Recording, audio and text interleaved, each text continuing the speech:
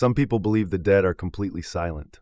Morticians know that isn't always true, because sometimes the body moves, sometimes the room whispers, and once in a lifetime, a mortician hears something that should be impossible, a voice calling his name. Tonight's story is about the final body Mr. Anthony ever prepared, because what happened in that preparation room changed the way he understood death forever. The dead were quiet. That was the first thing Mr. Anthony learned when he became a mortician. Not peaceful, not comforting, just quiet. A different kind of quiet than the one people experienced in their homes late at night.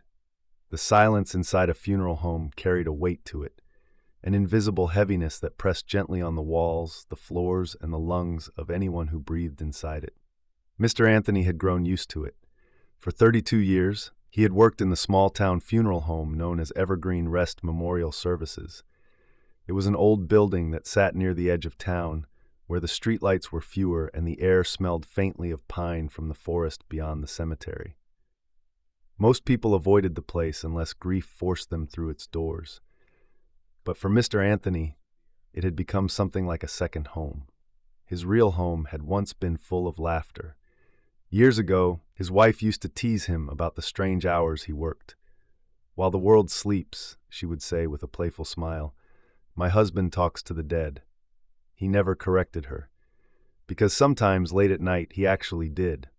Not because he believed they could answer, but because it felt respectful.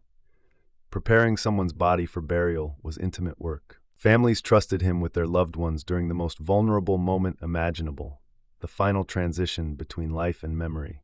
So Mr. Anthony always spoke softly while he worked. He would greet the deceased the same way every time.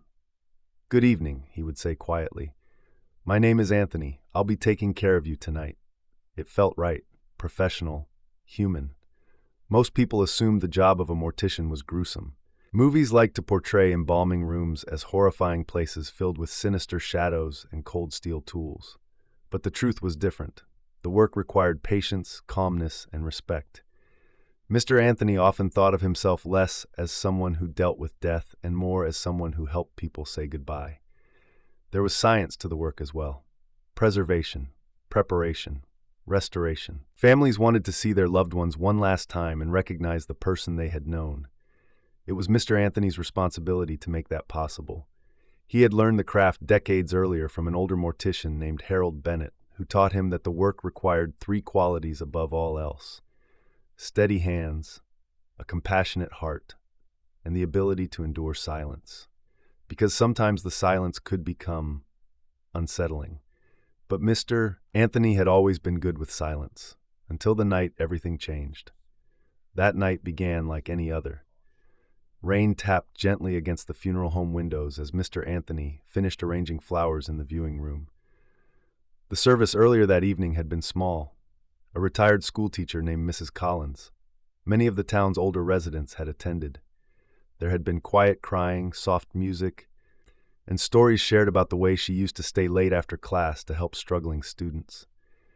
By 9:30 p.m., the last visitors had left. Mr. Anthony locked the front doors. The building settled into its nighttime stillness. He turned off the main lights, leaving only the dim hallway lamps glowing like small islands of warm amber. Most funeral homes closed completely after hours, but Evergreen Rest was different. Mr. Salake, Anthony often worked late into the night preparing new arrivals from the hospital or the county coroner, and tonight he was expecting one more. At 10:12 p.m. the phone rang. The caller ID read County Medical Examiner. Mr. Anthony picked up. "Anthony speaking," a tired voice answered on the other end. "Evening, Anthony. Sorry to call so late." It was Officer Ramirez from the Sheriff's Department. "No trouble," Mr. Anthony said calmly. "What have you got?" "A Jane Doe," Ramirez replied. Mr. Anthony frowned slightly. Unidentified bodies were rare in a small town like theirs.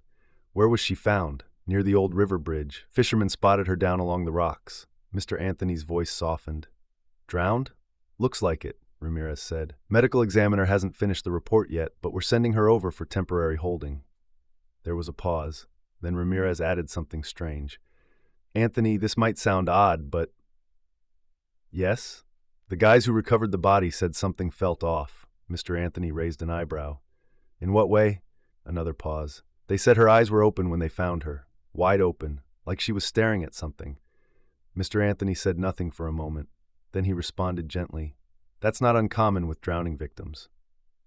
Yeah, maybe. Ramirez cleared his throat. We'll be there in 20 minutes. At exactly 10:37 p.m., headlights swept across the funeral home's front windows. A white county van rolled slowly into the gravel lot. Mr. Anthony stepped outside beneath the covered entrance as the rain continued to fall. Two deputies exited the vehicle. They opened the back doors and carefully rolled out a stretcher covered by a black transport sheet. Evening, Anthony, Ramirez said. Mr. Anthony nodded politely. Let's bring her inside. They wheeled the stretcher through the quiet hallway toward the preparation room. The embalming room was brightly lit, spotless, and organized with surgical precision. Stainless steel tables reflected the overhead lights.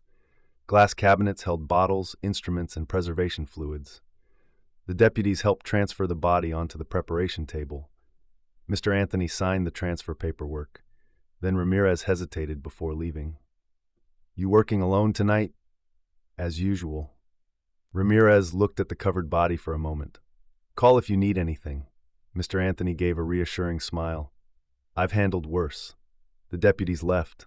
The building fell silent again. Mr. Anthony closed the preparation room door. Then he walked over to the table. The body lay beneath the black sheet, completely still. Rain continued tapping softly on the roof above. Mr. Anthony washed his hands, put on gloves, and prepared his tools. Then, with slow professional care, he folded back the sheet. The woman looked younger than he expected, perhaps early 30s. Her skin was pale from the cold water of the river. Dark hair clung damply around her face, and on her finger, a silver ring. Mr. Anthony studied her features gently. No identification, he murmured. He spoke softly as always. Well, we'll take good care of you. He reached forward to close her eyelids, but as his fingers approached her face, he paused. Her eyes were already closed, which meant the deputies must have done it before bringing her in. Still, something about her expression felt strange, not peaceful, more like unfinished. Mr. Anthony shook the thought away. He had seen thousands of faces in this room. Grief could play tricks on the mind. He turned to prepare the washing basin. Behind him, a faint metallic sound echoed through the room. Tap! Mr. Anthony froze. Slowly, he turned around. The room was empty. The body remained perfectly still on the table. He frowned. Perhaps one of the tools had shifted. He continued preparing his instruments. Then the sound came again. Tap! This time louder. Mr. Anthony turned quickly. His eyes widened slightly. The woman's hand had moved, only a fraction of an inch, but the silver ring on her finger was now touching the metal table, and it had made that sound. Tap! Mr. Anthony stood very still. Then he exhaled slowly. Post-mortem muscle contraction, he muttered. It happened occasionally. Nothing unusual. Still, he moved the woman's hand gently away from the table surface, just to stop the noise. Then he returned to his work. For several minutes, the room was silent again. Only the hum of fluorescent lights filled the air. Mr. Anthony began washing the body carefully. Water ran softly into the basin. His movements were calm and methodical, respectful. Then, a whisper brushed across the room. Miss Anthony. He froze. Every muscle in his body locked in place. His heart began beating slowly. Heavily, no one should know his name, and he was alone in the building. Very slowly. Mr. Anthony turned around. The preparation room was empty. The woman on the table had not moved. The hallway door remained closed. Rain tapped against the windows. Nothing else. Mr. Anthony swallowed. Just the pipes, he said quietly. Old buildings made noises. Everyone knew that. He turned back to the table, and the whisper came again. Closer this time. Soft. Broken. Please, don't leave me here. Anthony's hands began to tremble, because this time, the voice had come from the table, and the woman's eyes were opening. Thank you all for taking the time to listen. Your encouragement truly mean a lot. I'm grateful to have such amazing viewers joining me on these dark and mysterious journeys. But this is only the beginning. In the next part, the real horror begins. What Mr. Anthony thought was just another night at the funeral home is about to turn into something far more terrifying than he ever imagined. Stay with me. The story is about to get much darker.